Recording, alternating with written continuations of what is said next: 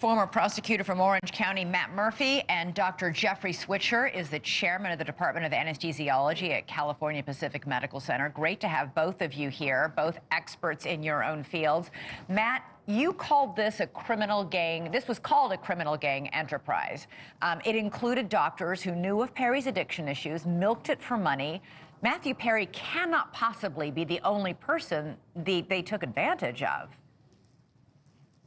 No, I mean, Matthew Perry is the most famous person probably that they were selling this drug to. But it's important to remember that the attention that's been brought to this issue by this case, I think is important for everybody to understand. This happens all the time to people in Los Angeles County alone, probably hundreds each year that aren't famous, when you have a group of people that are knowingly selling a very dangerous drug, to profit by that, knowing that it can kill people, they should be prosecuted. And what's fascinating to me about this case is this was the feds. This was not the Los Angeles District Attorney's Office, which historically would assume the lead role in something like this. According to the indictment, Ms. Sangha was involved in the death of another person named Corey Lowry in August of 2019. She knew all about that. She had specific knowledge that the drugs that she was selling could result in a human being dying and continued to do it. Yeah. That has second-degree murder written all over it from the perspective of any homicide investigator or prosecutor. And that press conference, I was really impressed with U.S. Attorney Martin Estrada.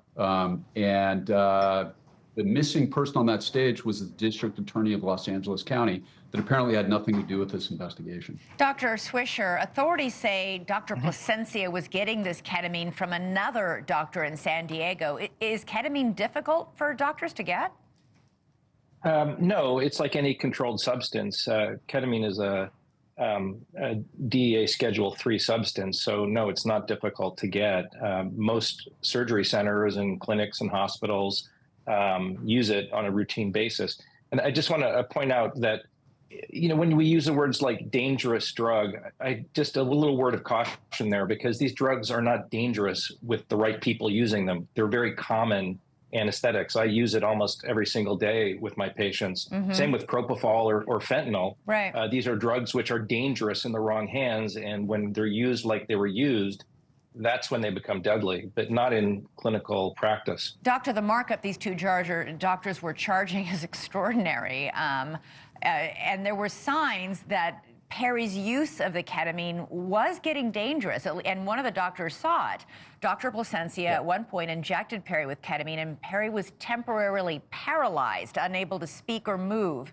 According to court papers, Dr. Plasencia then said, quote, "Whoa, let's not do that again." So ketamine is a dissociative anesthetic. So he's not paralyzed because it's not a muscle relaxant. What he is he is in a severe state of dissociation. And this is when you give someone ketamine, they become, they look like they can be frozen, but they're breathing fine. One of the things about ketamine, which makes it very clinically useful, is it's not a respiratory depressant. It's not a cardiac depressant until you get to very high doses.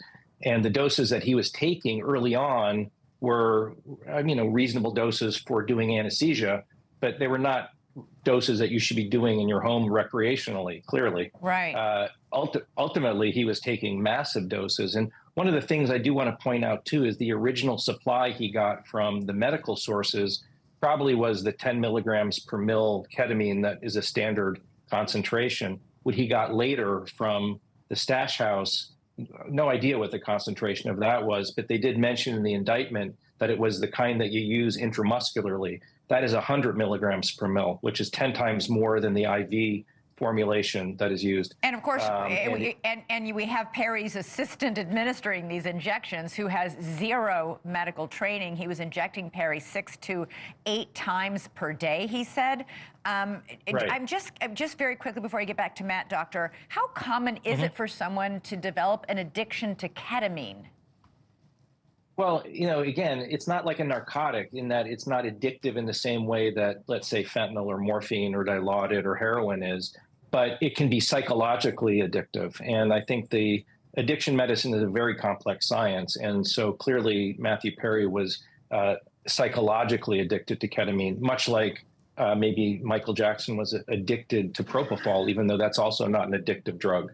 Thanks so much for watching. Go to joinnn.com to find NewsNation on your television provider. And don't forget to click the red subscribe button below to get more of NewsNation's fact-driven, unbiased coverage.